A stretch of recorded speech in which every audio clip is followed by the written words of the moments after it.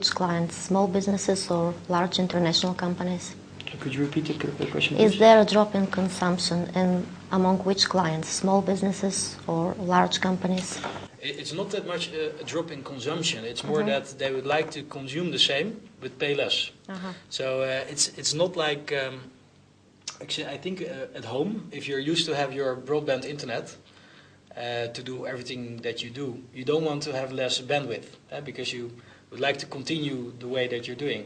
But you will look on the market to see if you can find a cheaper alternative. So I think that is the main, let's say, challenge that we are having, is that our customers are looking for cheaper alternatives. That means that they first knock on our door to see if they can get a discount, and if we don't give it, they will perhaps go to a competitor. So we have to be more aggressive there.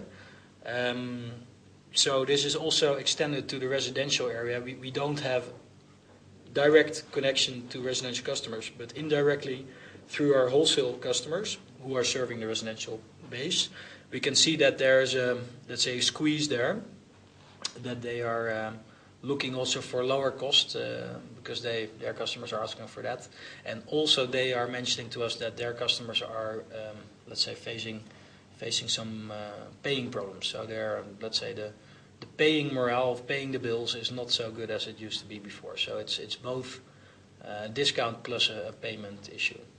What are your priorities for the next 6 months? Priorities for the region, and then I'm talking mainly about South and Eastern Europe, which means Bulgaria, Turkey, Greece, is to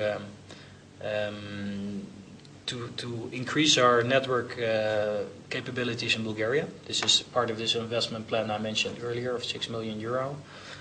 We are extending our network to offer better services to the Greek and the Turkish market, but by doing that we are coming through Sofia and through other areas of Bulgaria.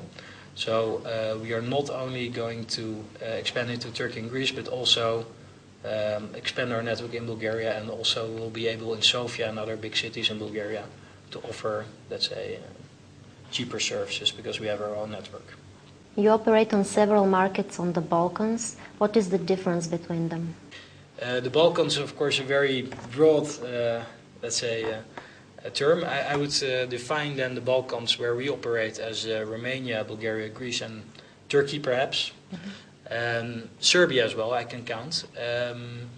We see that what I mentioned before is that the trend is still that there's an increase of demand for internet because the internet penetration is not that high as it is compared to Western Europe. So that is a trend that has developed over the last years, and that is continuing.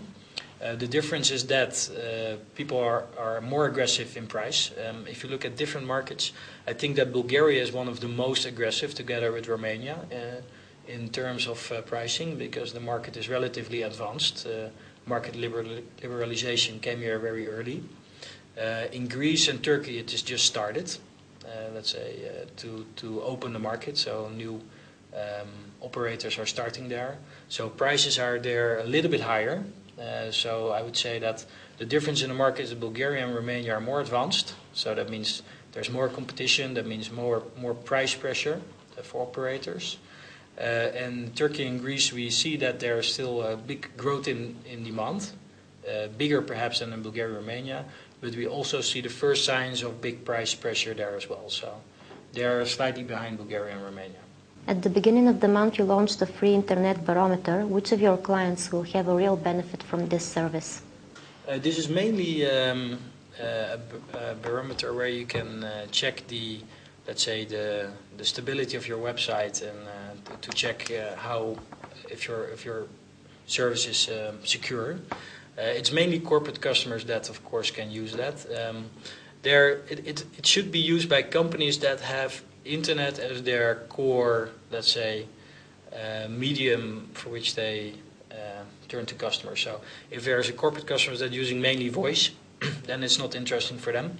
If it's a company that is using, let's say, their website for selling services, and their website has to be secure because it has to be working the whole day, then this is mainly for them, to make sure that their website is all the time up and that they are not at risk of any attacks or viruses.